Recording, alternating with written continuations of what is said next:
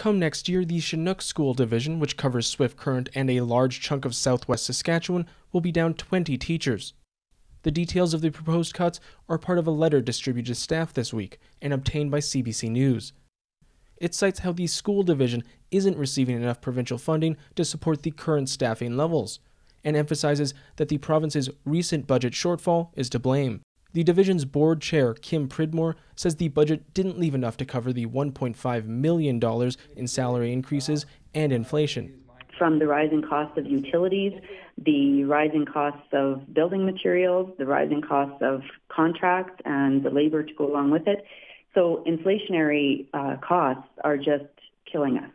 The news of the cuts isn't coming as a shock to the Saskatchewan Teachers Federation. Since the budget came out, the union has been critical of the education funding.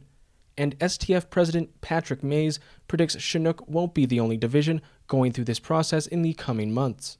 I wouldn't be surprised to hear other school divisions having to make similar difficult decisions based on what they've received from the provincial government. Thank you, Mr. Speaker. Education Minister Dustin Duncan is offering a sliver of hope, saying the cuts could be reversed.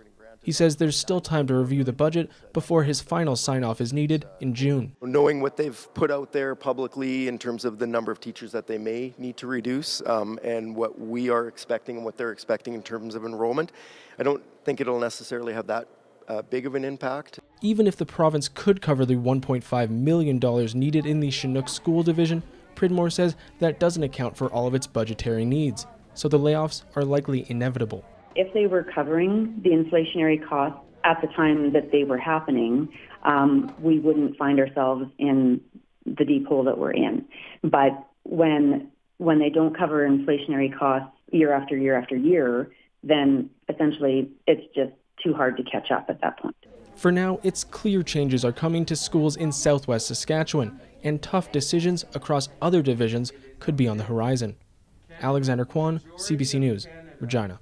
What language do we speak, Jada?